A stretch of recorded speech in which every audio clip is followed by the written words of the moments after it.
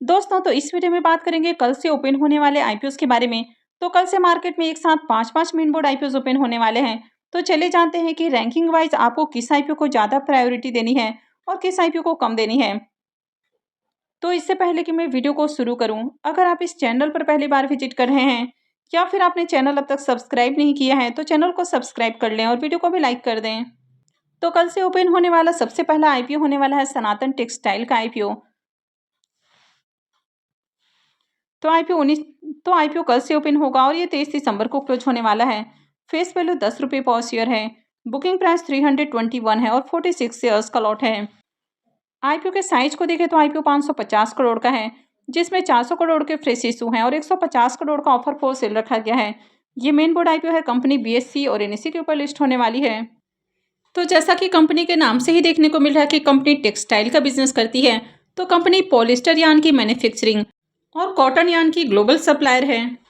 अब कंपनी के अगर फाइनेंशियल को देखें तो सबसे पहले अगर कंपनी के एसेट को देखें तो ईयर ऑन ईयर कंपनी का एसेट इंक्रीज हो रहा है, लेकिन अगर इसके रेवेन्यू को देखें तो फाइनेंशियल 22 के मुकाबले 23 में तो इसका रेवेन्यू इंक्रीज हुआ है, लेकिन अगर फाइनेंशियल 24 में देखें तो इसका रेवेन्यू डाउन देखने को मिल रहा है। और फाइनेंशियल 25 के फर्स्ट क्वार्टर में भी देखें तो यहाँ पर भी रेवेन्यू डाउन है।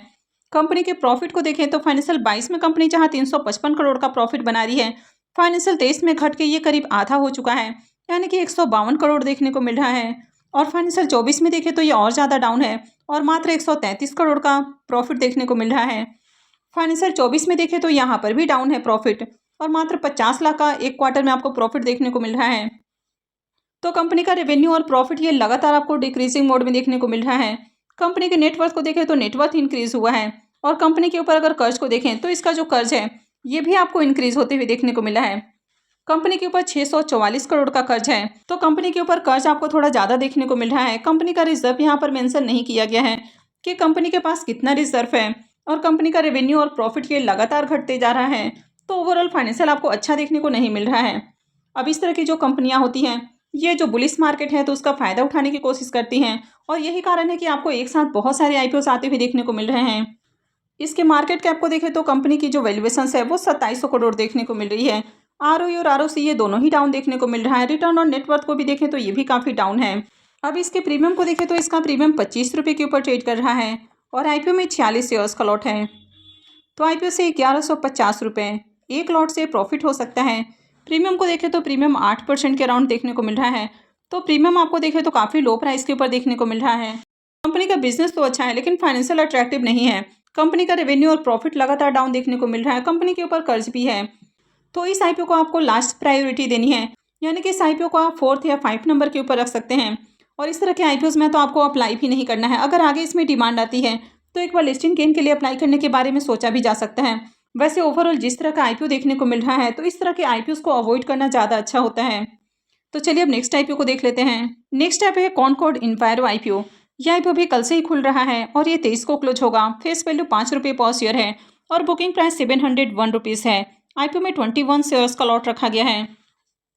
आईपीओ के साइज को देखें तो आईपीओ 500.33 करोड़ का है, जहां पर 175 करोड़ के फ्रेश इशू हैं और 325 करोड़ का ऑफर फॉर सेल रखा गया है। ये भी मेन बोर्ड आईपीओ है। तो कंपनी बीएससी और एनएससी के ऊपर लिस्ट होने वाली है। अब इसके बिजनेस को देखें तो ये कंपनी ग्लोबली वाटर और वेस्ट वाटर ट्रीटमेंट, यानी कि कंपनी वाटर के रीयूज सॉल्यूशंस ऑफर करती है, यानी कि कंपनी अलग अलग तरह के वाटर ट्रीटमेंट प्लांट लगाती है जिससे कि जो वेस्ट वाटर है उसको फिर से रीयूज में लाया जा सके। तो काफ़ी जो बड़ी बड़ी इंडस्ट्रीज हैं तो कंपनी वहां पर अपना वाटर ट्रीटमेंट प्लांट लगाती है और कंपनी का बिजनेस आपको ग्लोबली देखने को मिल जाता है। अब इस कंपनी के फाइनेंशियल को देखें तो कंपनी का एसेट और revenue year on year increase हो रहा है, लेकिन अगर कंपनी के प्रॉफिट को देखें तो फाइनेंशियल 22 में कंपनी जहां 16 करोड़ का प्रॉफिट बना रही थी, फाइनेंशियल 23 में घट के ये 5.5 करोड़ देखने को मिला। वैसे फाइनेंशियल 24 में देखें तो फिर से शानदार उछाल देखने को मिला, लेकिन फिर से फाइनेंशियल 25 के 5 मंथ में देखें तो मात्र 52 लाख का प्रॉफिट है, यानी कि फिर से प्रॉफिट डाउन है। तो इसका प्रॉफिट काफ़ी ज़्यादा वोलेटाइल देखने को मिल रहा है। किसी साल कंपनी अच्छे प्रॉफिट जनरेट करती है तो नेक्स्ट ईयर ये काफ़ी कम हो जा रहा है, फिर उसके बाद अच्छा प्रॉफिट है तो फिर से प्रॉफिट डाउन देखने को मिल रहा है। कंपनी का नेटवर्थ और रिजर्व भी आपको कंटिन्यू बढ़ते हुए देखने को मिला है और कंपनी के ऊपर 167 करोड़ का कर्ज है, यानी कि ओवरऑल देखा जाए तो मिला जुला फाइनेंशियल है। कंपनी ईयर ऑन ईयर बढ़िया प्रॉफिट जनरेट नहीं कर पा रही है, तो यहाँ भी थोड़ा सा रिस्की कंपनी देखने को मिल रहा है। अब इसके मार्केट कैप को देखें तो 1450 करोड़ का मार्केट कैप है। इसके आरओई को देखें तो 13.73 का और आरओई 14.07 का है। तो ये दोनों आपको ठीक ठाक यानी कि एवरेज देखने को मिल रहे हैं। डेट टू इक्विटी रेशियो 0.47 का है और रिटर्न ऑन नेटवर्थ को देखें तो ये भी 12.92 का है। तो ये भी ज़्यादा अट्रैक्टिव नहीं है। और पैट मार्जिन 8.34 का है। तो ये भी ओके है, यानी कि ओके फाइनेंशियल देखने को मिल रहा है, बहुत अट्रैक्टिव फाइनेंशियल नहीं है। अब इसके ग्रे मार्केट प्रीमियम की बात करें तो अब तक इसका ग्रे मार्केट में प्रीमियम ओपन नहीं हुआ है। तो अगर 5 आईपीओ में से रैंकिंग वाइज देखें तो इस आईपीओ को आप नंबर 4 के ऊपर रख सकते हैं।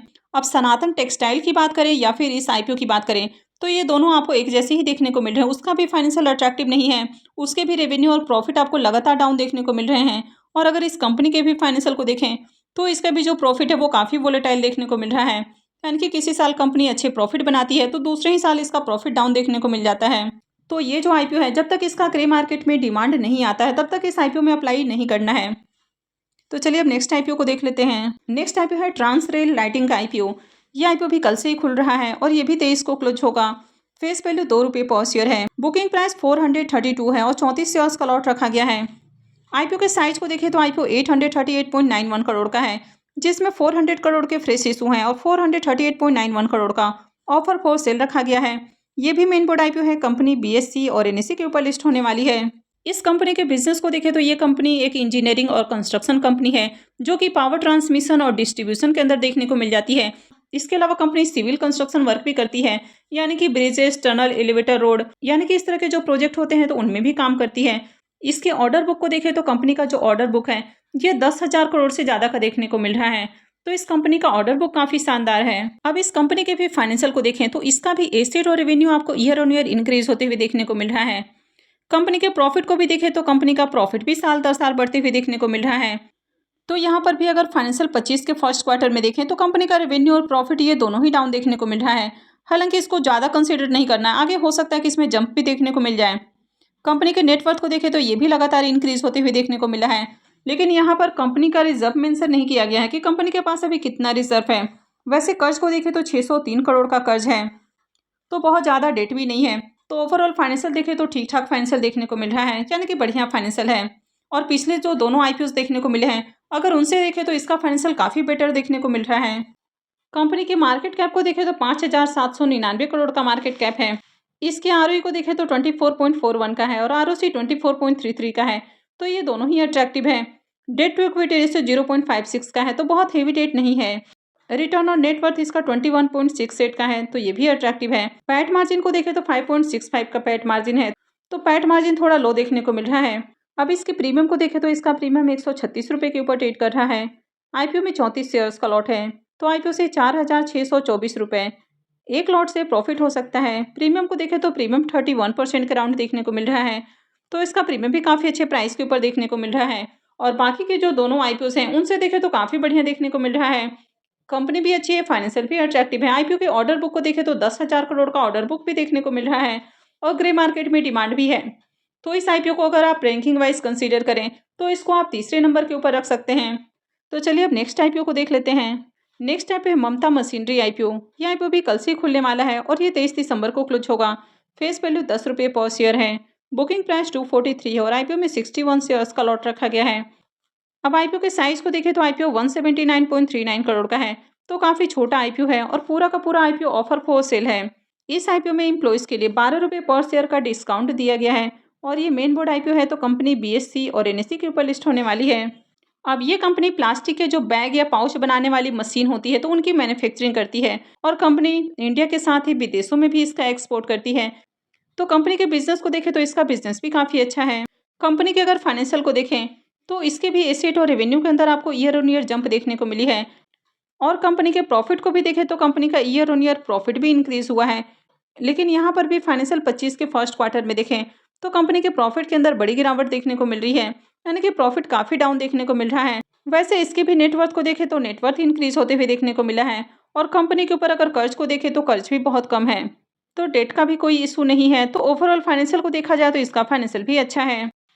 कंपनी की आरओई और आरओसी को देखें तो ये दोनों ही अट्रैक्टिव हैं। डेट टू इक्विटी रेशियो 0.09 का है, तो डेट का इशू नहीं है। और रिटर्न ऑन नेटवर्थ को भी देखें तो ये भी अच्छा है। पैट मार्जिन भी अट्रैक्टिव देखने को मिल रहा है। अब इसके प्रीमियम को देखें तो इसका प्रीमियम 150 रुपये के ऊपर ट्रेड कर रहा है। आईपीओ में 61 शेयर्स का लॉट है। तो आईपीओ से 9,150 रुपये एक लॉट से प्रॉफिट हो सकता है। प्रीमियम को देखें तो प्रीमियम 62% के राउंड ट्रेड कर रहा है। तो प्रीमियम को देखें तो प्रीमियम काफ़ी हाई प्राइस के ऊपर देखने को मिल रहा है। तो चलिए एक और आईपीओ को भी देख लेते हैं और उसके बाद जानेंगे कि नंबर 1 में किसको रखना है और नंबर 2 में किसको प्रायोरिटी देनी है। और नेक्स्ट आईपीओ है डैम कैपिटल एडवाइजर। ये आईपीओ भी कल से ही खुल रहा है और ये भी 23 को ही क्लोज होगा। फेस वैल्यू 2 रुपये पर शेयर है। बुकिंग प्राइस 283 रुपीज़ है और 53 शेयर्स का लॉट है। आईपीओ के साइज को देखें तो ये आईपीओ 840 करोड़ का है और पूरा का पूरा ऑफर फॉर सेल आईपीओ है। ये भी मेन बोर्ड आईपीओ है। कंपनी बीएससी और एनएससी के ऊपर लिस्ट होने वाली है। इसके बिजनेस को देखें तो ये एक इन्वेस्टमेंट बैंकर के रूप में काम करता है, यानी कि अलग अलग तरह के फाइनेंशियल सॉल्यूशंस ऑफर करता है और साथ ही एडवाइजरी सर्विसेज भी देता है। तो इसके भी बिजनेस को देखें तो काफ़ी अच्छा बिजनेस है। अब इसके भी फाइनेंशियल को देखें तो कंपनी का एसेट देखें तो फाइनेंशियल 24 के पीरियड में डाउन देखने को मिल रहा है। कंपनी के अगर रेवेन्यू को देखें तो फाइनेंशियल 22 के मुकाबले 23 में रेवेन्यू डाउन है, लेकिन फाइनेंशियल 24 के अंदर देखें तो फिर से जंप देखने को मिला है। प्रॉफिट को भी देखें तो फाइनेंशियल 22 के बाद 23 में इसका प्रॉफिट डाउन है, लेकिन फाइनेंशियल 24 में देखें तो फिर से शानदार उछाल देखने को मिला है। कंपनी के नेटवर्थ को देखें तो नेटवर्थ बढ़ते हुए देखने को मिल रहा है और कंपनी के पास अभी 148 करोड़ का रिजर्व है। कंपनी का रिजर्व भी लगातार इंक्रीज हुआ है और कंपनी के ऊपर कर्ज बहुत कम है। तो ओवरऑल इसके भी फाइनेंशियल को देखें तो ठीक ठाक फाइनेंशियल है। अब इस आईपीओ के प्रीमियम को देखें तो इसका प्रीमियम 135 रुपये के ऊपर ट्रेड कर रहा है। आईपीओ में 53 शेयर्स का लॉट है। तो आईपीओ से 7,155 रुपये एक लॉट से प्रॉफिट हो सकता है। प्रीमियम को देखें तो प्रीमियम 48% के राउंड देखने को मिल रहा है। तो इसके भी प्रीमियम को देखें तो इसका प्रीमियम भी हाई प्राइस के ऊपर देखने को मिल रहा है। तो चलिए अब देख लेते हैं कि आपको रैंकिंग वाइज किस आईपीओ को ज़्यादा प्रायोरिटी देनी है। तो अगर रैंकिंग वाइज देखें तो डैम कैपिटल को आपको नंबर 1 के ऊपर प्रायोरिटी देनी है। अब इसके पीछे का रीज़न है कि ये जो आईपीओ है ये 840 करोड़ का है, तो थोड़ा बड़ा आईपीओ है तो इसमें ज़्यादा लोगों को अलॉटमेंट मिलेगी। वहीं पर ममता मशीनरी को आपको नंबर 2 के ऊपर प्रायोरिटी देनी है। अब इसके पीछे का रीज़न है कि एक तो इसका प्रीमियम काफ़ी हाई प्राइस के ऊपर देखने को मिल रहा है। वैसे इसको भी आप नंबर 1 के ऊपर रख सकते हैं, लेकिन ये आईपीओ मात्र 179 करोड़ का है, तो इस आईपीओ में ज़्यादा लोगों को अलॉटमेंट नहीं मिलेगी। अब जैसे आपने मोबीक्विक को देखा कि प्रीमियम तो काफ़ी हाई प्राइस के ऊपर ट्रेड कर रहा था, लेकिन आईपीओ में अलॉटमेंट बहुत कम लोगों को मिली। तो यहाँ पर भी आपको डैम कैपिटल को नंबर 1 के ऊपर रखना है, ममता मशीनरी को नंबर 2 के ऊपर, ट्रांस रेल लाइटिंग को आपको 3rd नंबर के ऊपर रखना है और सनातन टेक्सटाइल को आप नंबर 4 के ऊपर रख सकते हैं और कॉनकॉर्ड इन्फायरो आईपीओ को आप नंबर 5 के ऊपर रख सकते हैं। तो सनातन टेक्सटाइल आईपीओ और कॉनकॉर्ड इन्फायरो आईपीओ, इन दोनों आईपीओ में पहले के 2 दिनों में तो आपको अप्लाई ही नहीं करना है। पहले देखना है कि मार्केट में किस तरह से इसमें एप्लीकेशंस लग रहे हैं। अगर मार्केट में बढ़िया सब्सक्रिप्शन देखने को मिलता है और ग्रे मार्केट में भी थोड़ी डिमांड आती है, उसके बाद ही आपको अप्लाई करने के बारे में सोचना है। तो मैं आगे भी इसी तरह की और भी अपडेट लेकर आती रहूँगी, तो इसके लिए आप चैनल से जुड़े रहें, चैनल को सब्सक्राइब करके रखें और अगर आपने इस वीडियो को लाइक नहीं किया है तो वीडियो को भी लाइक कर दें। वीडियो को अंत तक देखने के लिए आप सबको बहुत बहुत धन्यवाद।